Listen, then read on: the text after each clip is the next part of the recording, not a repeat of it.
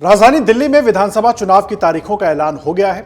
मंगलवार को चुनाव आयोग की प्रेस कॉन्फ्रेंस में मुख्य चुनाव आयुक्त राजीव कुमार ने जानकारी दी कि दिल्ली की सभी 70 सीटों पर एक ही चरण में मतदान होंगे। दिल्ली में 5 फरवरी को मतदान होंगे तो वहीं वोटों की गिनती 8 फरवरी को होगी। देखिए, इस बार दिल्ली का मुकाबला बहुत रोचक होने वाला है। 3 दल चुनावी मैदान में है। एक तरफ आम आदमी पार्टी, दूसरी तरफ विपक्षी बीजेपी और पिछले चुनाव में एक भी सीट न जीत पाने वाली कांग्रेस इस मुकाबले में शामिल है। तीनों ही दल अपने पिछले प्रदर्शन से कहीं बेहतर सीटें लाने का दावा कर रहे हैं। तो इस बीच आइए हम आपको बताते हैं कि दिल्ली विधानसभा चुनाव में कौन से मुद्दों का असर सबसे ज्यादा हो सकता है और इसके साथ ही कौन से वो मुद्दे हैं जिनके जरिए राजनीतिक पार्टियां अपने अपने नैरेटिव बनाने की कोशिश कर रही हैं। आइए बताते हैं आपको। दिल्ली की सत्ता पर पिछले 12 सालों से आम आदमी पार्टी काबिज है और इस सरकार ने 2013, 2015 और फिर 2020 के चुनाव में जबरदस्त जीत हासिल की। लेकिन इस बार का चुनाव दिलचस्प होने की एक बड़ी वजह है कि आम आदमी पार्टी पर लग रहे आरोप। दरअसल पहले 3 चुनावों में आम आदमी पार्टी ने दिल्ली का कार्यभार बेदाग छवि के साथ संभाला। हालांकि इस बार पहले शराब घोटाला, उसके बाद मुख्यमंत्री के बंगले के रेनोवेशन से जुड़े आरोप सामने आने के चलते केजरीवाल एंड कंपनी की राह उतनी आसान नहीं दिख रही है। इतना ही नहीं, बीजेपी और कांग्रेस ने भी अपने उम्मीदवारों की लिस्ट में कद्दावर नेताओं का नाम देकर यह साबित कर दिया है कि वो इस चुनाव में किसी के लिए भी कोई मौका नहीं छोड़ना चाहते। तो आइए इस वीडियो में आपको बताते हैं कि दिल्ली चुनाव में इस बार मुद्दे क्या होने वाले हैं। देखिए, मनी लॉन्ड्रिंग, शराब घोटाला मामला, ये सबसे बड़ा मुद्दा है जिसकी गूंज दिल्ली के इस चुनाव में सबसे ज्यादा है। दिल्ली में विधानसभा चुनाव में आम आदमी पार्टी के लिए सबसे बड़ी चुनौती होगी उसके ऊपर लगे भ्रष्टाचार के आरोप, जिसके चलते बीते 3 से 4 सालों में अरविंद केजरीवाल, मनीष सिसोदिया, संजय सिंह और सत्येंद्र जैन जैसे तमाम पार्टी के बड़े नेताओं को जेल तक जाना पड़ा।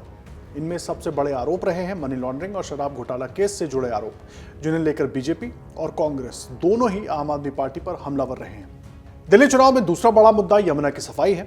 दिल्ली विधानसभा चुनावों में दूसरा बड़ा मुद्दा यमुना की सफाई हम इसलिए कह रहे हैं क्योंकि आप सरकार ने वादा किया था कि उनके सरकार में आने के बाद यमुना नदी को इतना साफ कर दिया जाएगा कि लोग उसमें डुबकी लगा सकेंगे।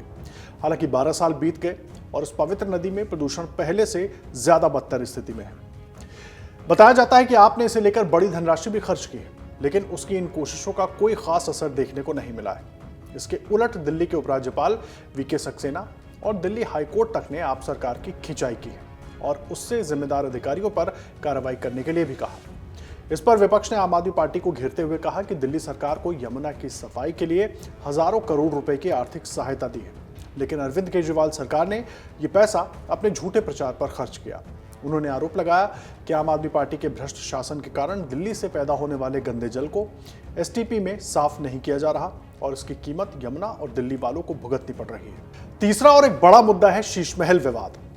दिल्ली के विधानसभा चुनाव से पहले एक मुद्दा जो लगातार आम आदमी पार्टी के लिए सिरदर्द बना हुआ है वो है अरविंद केजरीवाल के मुख्यमंत्री आवास में रहने के दौरान इसके रेनोवेशन कराने का मुद्दा। हाल ही में सीएजी के ऑडिट रिपोर्ट के हवाले से एक अखबार ने दावा किया है कि शुरू में सीएम के आवास के रेनोवेशन की लागत 7.91 करोड़ रुपए बताई गई थी, यानी कि लगभग 8 करोड़ रुपए। लेकिन बाद में 2020 में करीब 8.62 करोड़ रुपए का बजट आवंटित किया गया। लेकिन 2022 में जब इसे पूरा किया गया तो इसकी कुल लागत 33.66 करोड़ यानी कि 33.5 करोड़ से ज्यादा हो गई। पिछले 1 साल से इस मुद्दे को उठा रही बीजेपी को इस रिपोर्ट के खुलासे के बाद आप पर वार करने का एक और मौका मिल गया।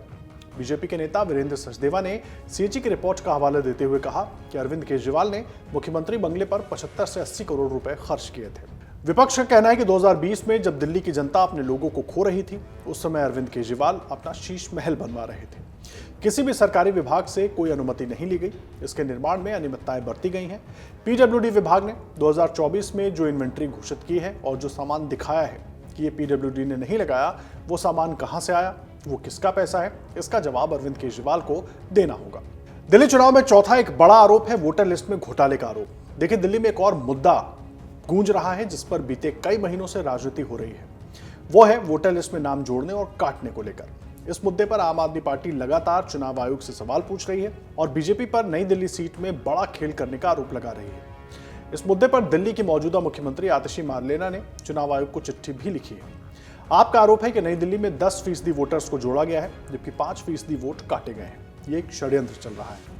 इससे पहले केजरीवाल ने भी कुछ ऐसे ही आरोप लगाते हुए बीजेपी को घेरा था और कहा था कि वो दिल्ली विधानसभा में वोट कटवाने के साथ फर्जी नाम जुड़वाने की कोशिश कर रही है। उन्होंने आरोप लगाया कि बीजेपी बाहर से लोगों को लाकर उनके फर्जी वोट बनवा रही है और आप समर्थकों का वोट कटवाने और फर्जी वोट बनवाने के साथ वोट के लिए पैसे दे रही है। आपके इन आरोपों को चुनाव आयोग ने खारिज किया है और वोटर लिस्ट के सत्यापन तक की बात कही है। हालांकि आपने चुनाव में इसे मुद्दा बना दिया है। पांचवा बड़ा मुद्दा है महिलाओं के लिए सम्मान राशि का। देश में पिछले विधानसभा चुनाव झारखंड और महाराष्ट्र में हुए थे। इन दोनों ही राज्यों में राजनीतिक दलों के चुनाव जीतने की एक बड़ी वजह महिलाओं पर केंद्रित आर्थिक मदद की योजनाओं को माना गया था। आम आदमी पार्टी ने इसी फॉर्मूले को अपनाते हुए हाल ही में ऐलान किया था कि उनकी पार्टी महिलाओं के लिए महिला सम्मान योजना लागू कर रही है और इसके तहत वो 18 साल से ऊपर की महिलाओं के खाते में 1000 रुपए की वित्तीय सहायता डालेगी। केजरीवाल ने वादा किया था कि चुनाव जीतने के बाद इस राशि को बढ़ाकर 2100 रुपए कर दिया जाएगा। हालांकि आम आदमी पार्टी की इस योजना को लेकर पहले ही विवाद हो चुका है। दरअसल इस ऐलान के बाद दिल्ली की महिला एवं बाल विकास विभाग ने अखबार में विज्ञापन देकर कहा था कि एक राजनीतिक दल दिल्ली में महिलाओं को मुख्यमंत्री महिला सम्मान योजना के तहत 2100 रुपए देने का वादा कर रहा है। यह स्पष्ट किया जाता है कि दिल्ली सरकार की तरफ से ऐसी किसी योजना का नोटिफिकेशन जारी नहीं किया गया है। ऐसे में ऐसी गैर मौजूद योजनाओं पर विश्वास न करें। आपने दिल्ली के विभाग के इस नोटिस को बीजेपी की साजिश करार दिया था। उधर दिल्ली के उपराज्यपाल ने भी इस योजना को लेकर आपको निशाने पर लिया। वीके सक्सेना ने आम आदमी पार्टी की महिला सम्मान योजना की जांच के निर्देश दिए।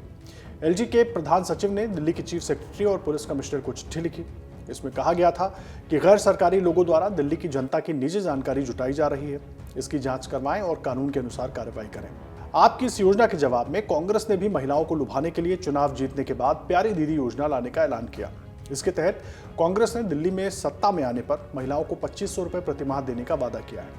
यानी दिल्ली विधानसभा चुनाव में महिलाओं की आर्थिक मदद का मुद्दा लगातार गर्म रहने वाला है। यही नहीं, और भी बहुत सारे मुद्दे हैं जो जमीन पर हैं, जिनको लेकर आरोप प्रत्यारोप खूब हो रहे हैं। अब देखना यह है कि दिल्ली की जनता किसके मुद्दों पर ज्यादा गौर करती है और किसको ज्यादा वोट देती है। आम आदमी पार्टी जो किसी भी तरीके से अपनी सत्ता संभाल कर रखना चाहती है, बीजेपी अपना 26 साल का सूखा खत्म करना चाहती है, कांग्रेस जिसके हाथ से दिल्ली की पूरी जमीन सरक चुकी थी, किसी तरीके से अपनी खोई जमीन पर वापस कब्जा करना चाहती है।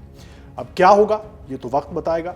ये तो जब नतीजे आएंगे तब निकल कर आएगा, लेकिन पार्टियां अपना अपना नैरेटिव सेट करने में लगी हुई हैं। अमर उजाला जीवांजलि के सारथी की मदद लें और महाकुंभ में स्नान जरूर करें।